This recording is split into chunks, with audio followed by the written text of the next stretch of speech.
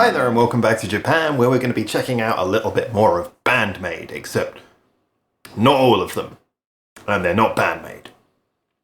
So, if you're a BAND-MAID fan, you might be aware of the fact that there was a group called Mochi to Cheese, which is Mochi and Cheese, which, if you don't know, mochi is like, it's kind of like a popular, treated like a sweet thing. It's like compressed rice, I believe. It's usually eaten at New Year, and famously, lots and lots of old people choke and unfortunately die at New Year in Japan because of mochi. But this will be a happy song, I'm sure. So Mochi to Cheese was a group that, kind of cute, fun name. Now, I haven't heard them before, but I've seen photographs, and so I'm aware that they have Akane from BAND-MAID, the drummer, and they have Kanami, the guitarist, are in this group. Now, interestingly enough, in my opinion, I would probably argue that they are the two most rock members of BAND-MAID because of the fact that what they do is, so integrally, it's rock. You look at what Misa does. I mean, Misa has the whole rock look, but her bass lines, you could arguably put them into anything. You could put them into funk. I think that I would consider Kanami and Akane to be the most rock members. Now, the photographs I've seen of Mochi to Cheese, basically they look like an acoustic group. They appear to have two singers, and also I think a bassist as well, who are other people. I don't know what's happened to them since. Wish them all the best, obviously, but I don't know anything about them. And the group does appear to be acoustic, and most shockingly of all, Akane, who I'm always blasting too much praise at her. In all fairness, we're not biased on this channel, but I do think she's absolutely legendary. She appears to be sitting playing a cajon. Now, I love cajons. Don't get me wrong, I love cajons, but this woman's got a lot of talent. Giving her a cajon, that's really strange. That's to me, that's like giving like Mozart a Casio VL1 monophonic keyboard and saying, "Hey, knock yourself out." It's a bit strange. So I'm gonna need some coffee for this. I wasn't advertising, was I? No, good. All right, so you'll be checking this out now. One more thing I want to mention. I've been talking so much before we get into the song, but one more thing I want to mention before I begin is this song is Secret Base. Now, Secret Base, you might be aware, is a cover of a song that was apparently famous for being an anime. I'm not much of an anime person. I've always loved Japanese music, but I don't know much about anime, so as a result, I can't comment on that. But I did go back and listen to the original version of Secret Base, and also we have on this channel reviewed Silent Siren's cover of Secret Base, which I think is brilliant. I think Silent Siren really managed to sort of harness the song with their particular sound, their quite bright, sparkly sound. They really harnessed a lot of what that song was emotionally. So I'm interested to see what we get here. This appears to be a studio live performance. I really need to stop talking so that we can listen to this song together now. Secret Base, covered by Mochi to Cheese, featuring Kanami and Akane from BAND-MAID. There they are. あなたの心にくっついて離れない歌声をお届けするモチとチーズです。今回の持ちカバはゾーンさんの Secret Base cover of Zone, yeah. 聞いてください。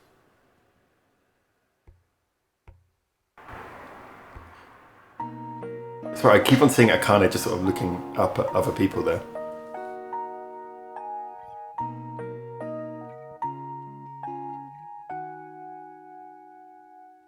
Kimi to natsu no owari, shōrai no yume, oki na kibou wo wasurenai. 10年後の8月また出会えると信じて。Nice voice. 最高の思い出を。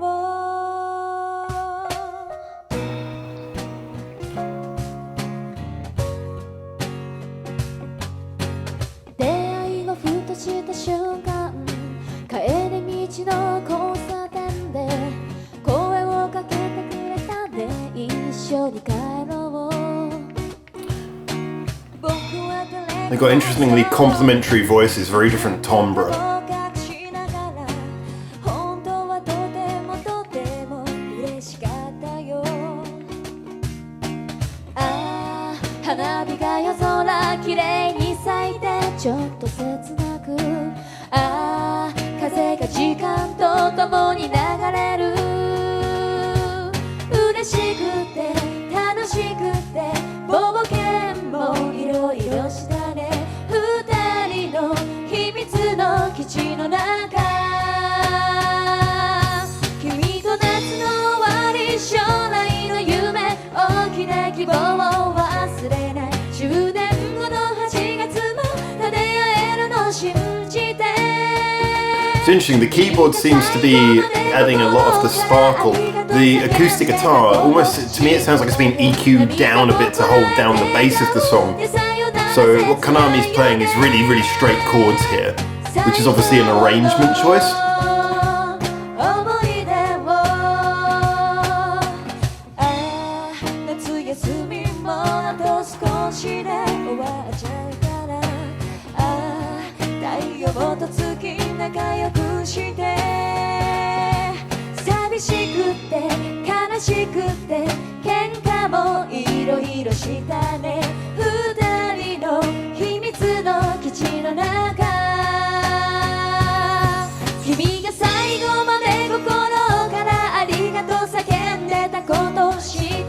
It's got a nice sort of soft feel to it.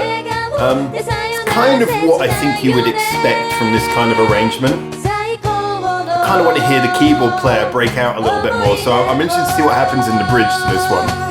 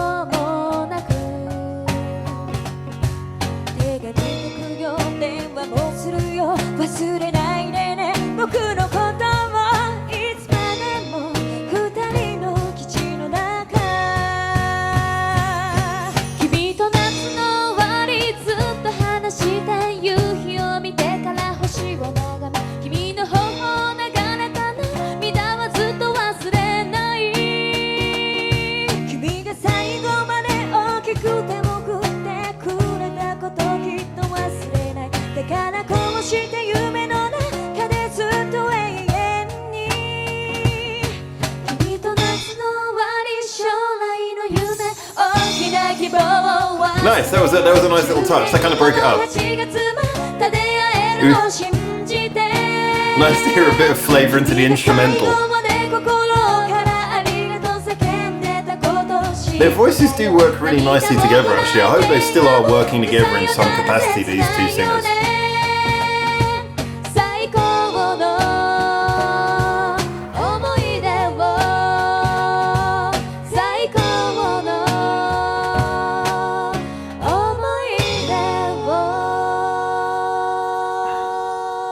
Nice. All right, we got 10 seconds left. Bye. Okay, well not bye to you because I'm going to talk to you now. I've got a lot to break down about this one. I'm glad to say.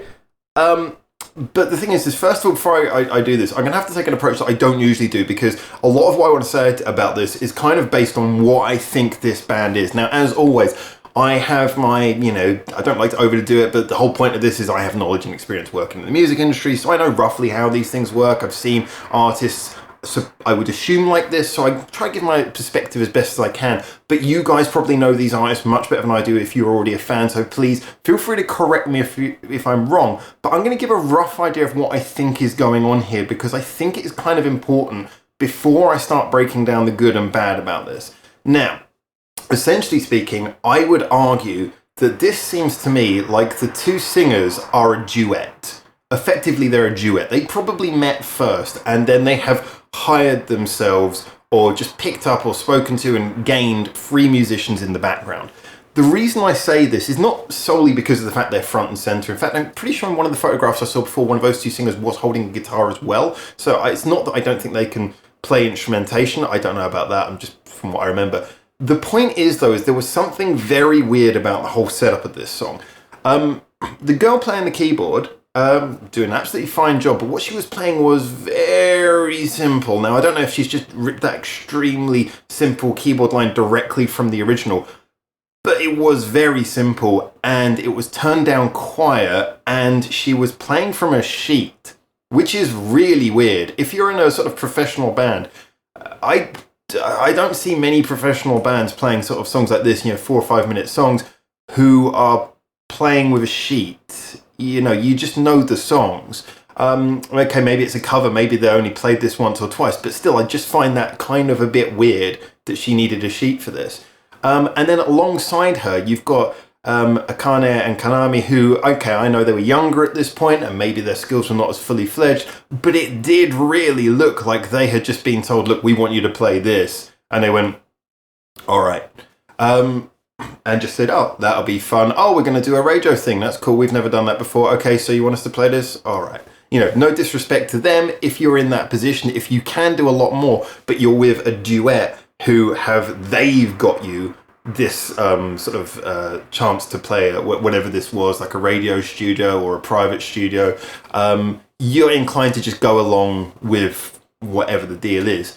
And that was kind of my whole feeling. The two singers were up front and center, and everything impressive about this song came from them. So, like I said, I don't know if this was a knowing lack of using the musicians or what, but the music to this, I've got to be honest, it just felt incredibly lacking in originality. The vocal was interesting, the way they played it between the two singers, the whole way they used their tones of voices, the way their voices balanced was brilliant, but it was like the focus was on let's get these two girls to do a beautiful duet of the song. And look, acoustic can be simple, but it doesn't have to be that simple. When Kanami was doing like bar chords running up the neck, I'm pretty sure even she could have just picked that to make it more interesting. In fact, I'm going to try and give you an example of what I mean. Because this is really bugging me. Is this in tune? Okay, it's in tune. So I'm just going to play a few chords, all right?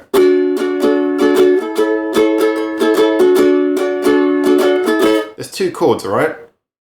Or I could do this.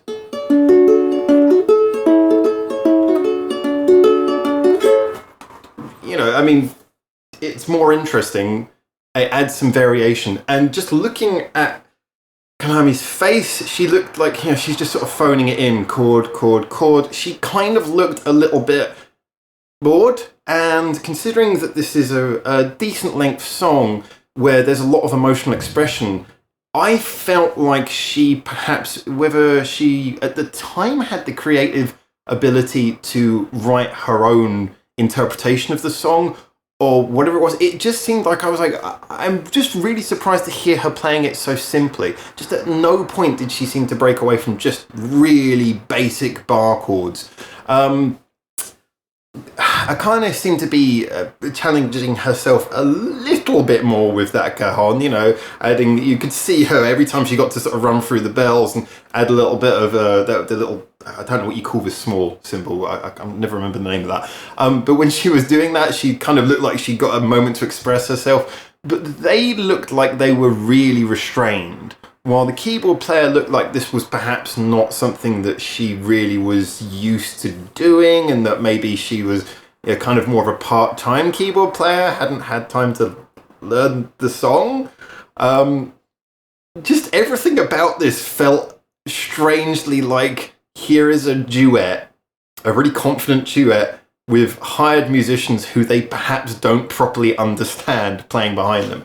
So, like I say, this is a total assumption. I have no backing basis or proof for any of this, but just from personal experience, this is what comes across. And if it's not that, I would be really love to know what's going on here, because that's just a very strange dynamic.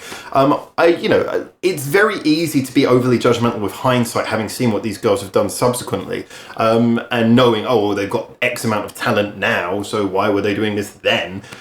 It's just, you know, this is the type of song, especially considering we've heard Silent Siren's version, which was also very simple, but they extracted little details. They got in there and they fleshed out bits of the song. They played around with it a little bit and made it theirs.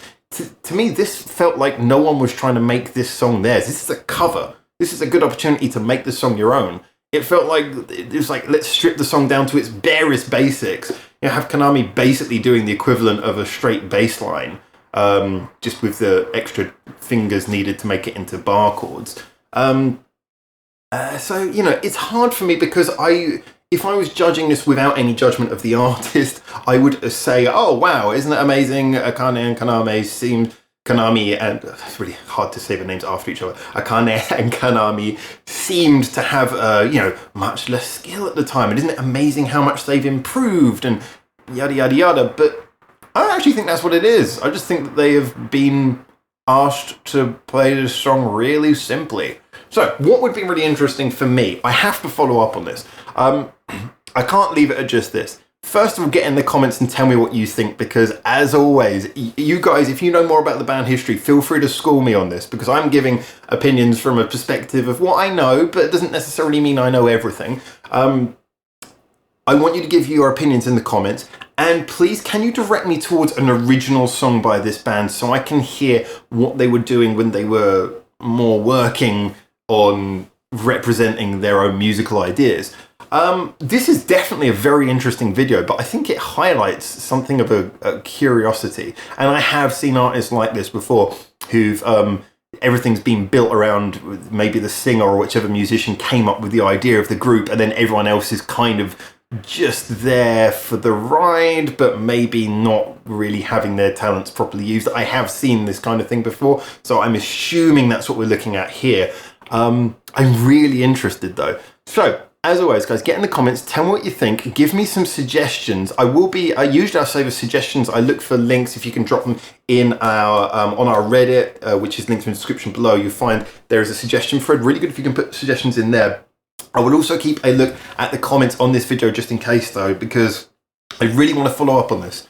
The singers are absolutely brilliant.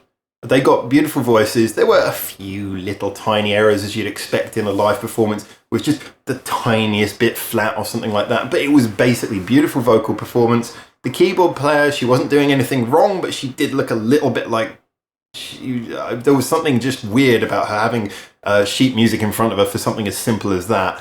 And then, especially when she was turned really low in the mix. And then you've got two musicians who looked a lot like they were just kind of phoning it in. I really want to follow up on this. Anyway, I've waffled about this enough. This is a really interesting one for me. So as always, please comment. And you can subscribe and all the other stuff. But for now, from Japan, well, actually, just before I say ciao ciao, just remember I did my Just Bring It track by track review. The conclusion to that is coming soon. Don't worry, that'll be coming probably today in the next couple of days. I just needed a bit of time to listen through the whole album again to give a final conclusion video, but that's coming soon. But for now, from Japan, a ciao ciao. Thanks for watching. Feel free to check out more of our hundreds of videos we got online on this channel right now, or get involved in the discussion with us at the many social media links we've got in the description below, where you can suggest new videos and artists for us to check out on the channel. Or you can just do the usual YouTube stuff and comment, like, subscribe. You know how this works by now.